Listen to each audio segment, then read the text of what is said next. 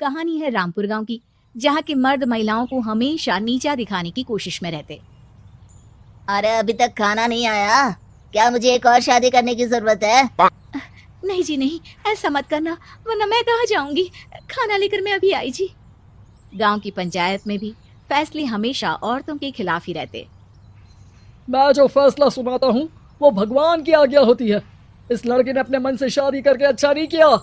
लड़के को घर भेज दो और इसकी शादी इसकी जाति की किसी लड़के से करवा दो। लेकिन ये लड़के, इसे तो गांव के बाहर निकाल दो। नहीं नहीं जमींदार साहब, ये क्या बोल रहे हैं? ऐसा नहीं हो सकता। मेरी बेटी मासूम है, इसे अच्छे बुरे की समझ नहीं है। अरे कहाँ जाएगी ये बेचारी? कहाँ जाएगी?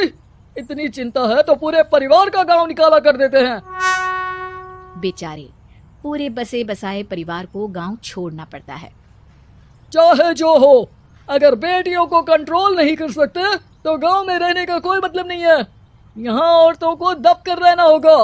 कोई भी अपने हिसाब से कुछ नहीं कर सकता, सब ईश्वर की मर्जी से ही होगा। तभी गांव का एक आदमी दौड़ा दौड़ा आता है। सरपंच साहब, जमींदार साहब, वो कालिया है ना, उसकी बेटी पढ़ने के लिए शहर जा रही है। अच्छा, ये कब हो गया? और कालिया की हिम्मत कैसे हो गई ऐसा करने की? लेकर आओ उसे और उसकी बेटी को। बस फिर क्या था, हाजिर हो जाते हैं कालिया और उसकी बेटी सरपंच के सामने। और कालिया, ये क्या सुनने में आ रहा है? बेटी को इंजीनियर बना रहा है तू? और ये बता, गांव में तो स्कूल नहीं है, फिर कहां से इतनी क्लास पास कर गई तेरी बेटी? राधा, जो कि कालिया की बेटी है, उसे लगता है कि सरपंच उसकी तारीफ कर रहे हैं। सरपंच जी, मैंने ऑनलाइन पढ़ाई की है, डिस्टेंस लर्निंग से। सभी में मैंने अच्छे नंबर पाए हैं, जिसे देखते हुए शहर की इंजीनियरिंग कॉलेज में मुझे स्कॉलरशिप मिली है। वाह जी वाह, क्या होती है ये? पहले तो ये बताओ, फिर आगे की बात करते हैं। पूरा गांव राधा की बात सुन रहा था और राधा बोलती जा रही थी। तो ऐसे मैं फ्री में एक अच्छी शिक्षा लेकर गांव में जो कुछ परेशानियां हैं, जैसे बिजली, पानी और इंटरनेट जैसी समस्याओं के लिए काम करूंगी। मैं गांव को शहर से जोड़ने के लिए पुल का निर्माण करवाने का प्रस्ताव रखूंगी। मुझे पूरी उम्मीद है कि जल्द ही हमारा गांव भी तरक्की की राह पर चल पड़ेगा। राधा की बात सुनकर सारे गांव वाले ताली बजाने लगते हैं।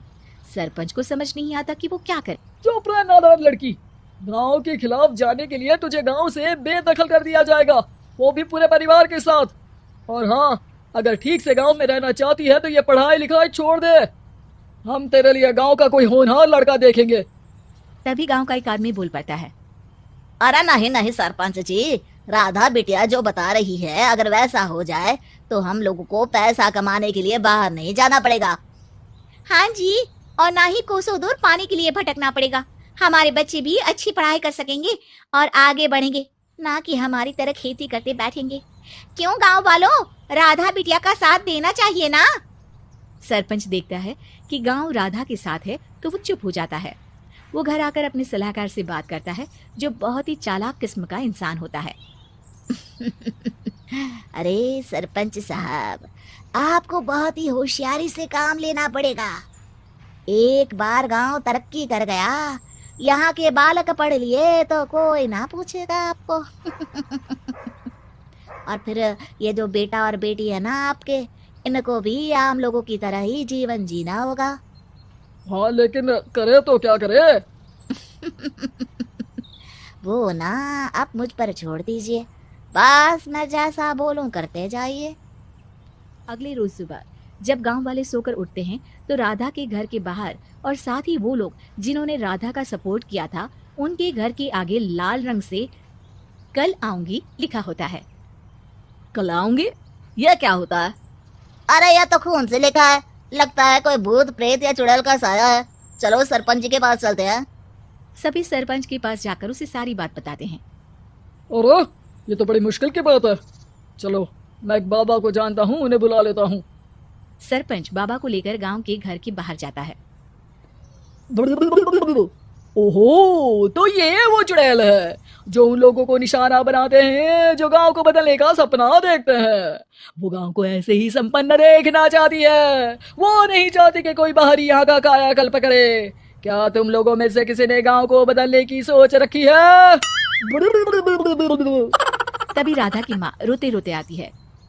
मेरी राधा घर से गायब हो गई है। अरे कोई तो बचाओ, मेरी बच्ची कहाँ गई?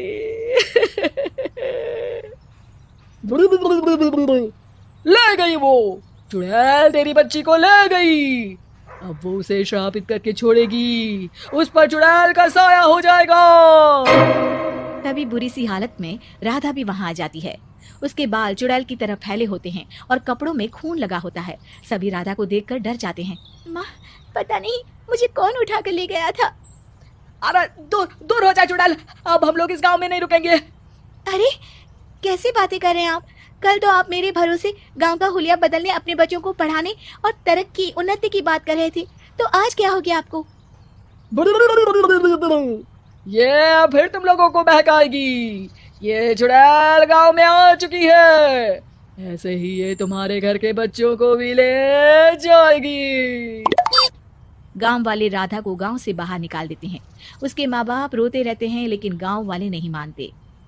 मैं भी अपनी बहन के साथ गांव के बाहर रहूंगा, लेकिन वो पढ़ाई नहीं छोड़ेगी। वहीं सरपंच के घर पर सलाहकार कहता है, देखा, सांप भी मर गया और लाठी भी नहीं टूटी। लेकिन अगले ही दिन सरपंच के घर के बाहर भी वही शब्द लिखे होते हैं। और फिर सरपंच की बीवी कहती है, हमारी बेटी को किसी ने अगवा कर लिया है। तभी राधा का भाई वहां आ जाता है। अरे गांव वालों, मैंने सरपंच जी की बेटी को देखा था, वो चुड़ैल उसे उठाकर ले जा रही थी। अरे क्या मजाक कर रहे हो? नहीं नहीं सरपंच जी, आप नहीं जानते, वो चुड़ैल अब आपकी बेटी में आ जाएगी, जैसे राधा के अंदर आ गई थी। तभी सरपंच की बेटी वैसी ही हालत में वहां आती है जैसे राधा आई थी। पापा, पता नहीं कैसे मैं गायब हो गई थी।